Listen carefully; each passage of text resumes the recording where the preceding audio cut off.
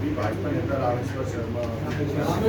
रामेश्वर शर्मा चंदा मामा, हाँ कमलनाथ जी ने क्यों करा चंदा मामा ना? चंदो पहली बात तो यह है कि उन रामेश्वर शर्मा जी को कमलनाथ जी चुनावी हिंदू हैं यह कहने का नैतिक अधिकार ही नहीं।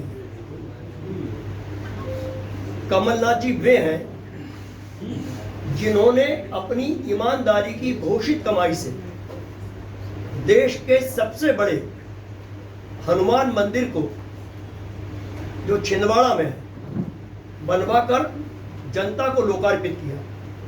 उन्होंने कभी यह नहीं कहा कि ये कमलनाथ मंदिर है। और रामेश्वर शर्मा जी बता दें, यदि वो सच्चे हिंदू हैं तो हिंदुओं के रक्षक हैं। और मुझे तो भोपाल से ही जानकारी मिली है कि उनके भाई ने शादी करने के लिए खुद मुस्लिम धर्म अपना लिया है। तो अपने घर पे तो पहले हिंदू बना ले किसी को, फिर वो कमलनाथ जी को सर्टिफिकेट बांटे। वो खुद चंदा मामा है।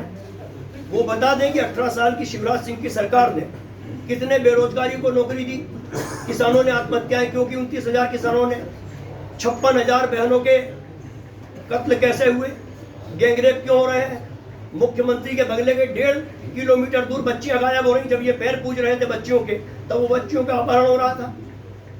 PHQ भी पास में है, पुलिस को क्यों पता नहीं लगा? मिलावटखोर क्या कर रहे हैं, कालाबाजारी क्या कर रहे हैं। और सबसे बड़ा रामेश्वर शर्मा पर मेरा आरोप है कि यदि वो सच्चे हिंदू हैं तो मैं भी हिंदू हूं। मैं उनसे पूछता हूं कि तत्कालीन विश्व हिंदू परिषद के अंतरराष्ट्रीय अध्यक्ष, जो कभी पार्षद भी नहीं रहे मगर अंतरराष्ट्रीय अध्यक्ष थे, स्वर्गीय अशोक सिंघल जी, उन्होंने कहा था 90 के दशक में जब राम जन्मभूमि मंदिर का विवाद चल रहा था, तब उनकी प्रेस कॉन्फ्रेंस थी।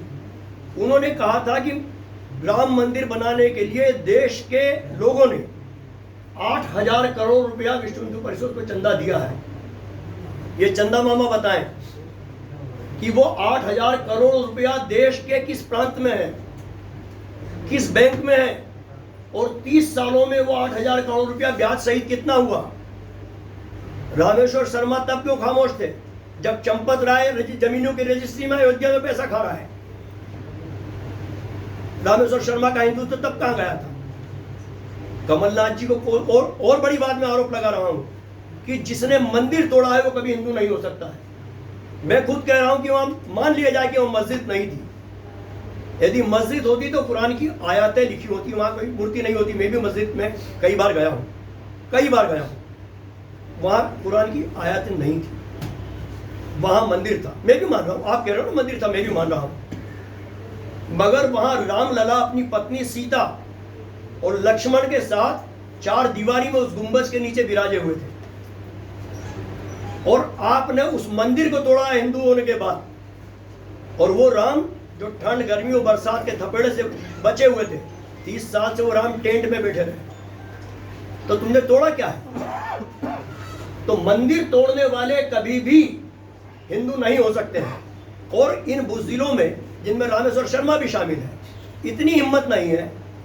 मेरे पास वो अखबार भी है कि 6 दिसंबर को जब बाबरी मस्जिद ध्वस्त हुई, उसकी शहीदी हुई, उसके दूसरे दिन जब पूरे देश में कत्लेआम मचा हुआ था, तब इनके नेताओं ने, मुरली मनोहर जोशी ने, अडवाणी जी ने कहा था यह काम अपराधी तत्वों ने किया है, हमने नहीं किया है। तो ये बताएं कि यदि रामेश्वर शर्मा भी उस विध्वंस में शामिल थे तो ये क्या गुंडे हैं?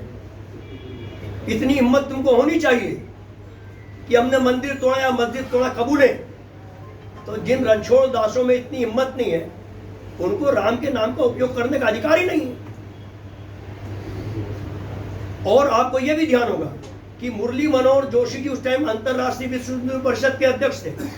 जयपुर में उन्होंने, जब उनसे पूछा गया कि मंदिर निर्माण कब होगा, तो जीवित हैं अभी मुरली मनोहर जोशी जी। उन मुरली मनोहर जोशी जी ने कहा था, वो क्लिपिंग भी मेरे पास मौजूद है, कि भारतीय जनता पार्टी कोई कंस्ट्रक्शन कंपनी नहीं है जो मंदिर बनाएगी। तो आप बताइए वो पैसा कहां गया, किसने खाया? ये हिंदू है, हिंदुओं के जूते की ये धूल भी नहीं है। ये चंदा चोर है, सरकार बनाते हैं राम के नाम पर। और यदि राम के नाम पर सरकार बना रहे हैं तो महाकाल का पैसा खाने वाला कौन था, ये भी बताया रामेश्वर शर्मा। सर ये थोड़ा सा क्लियर करें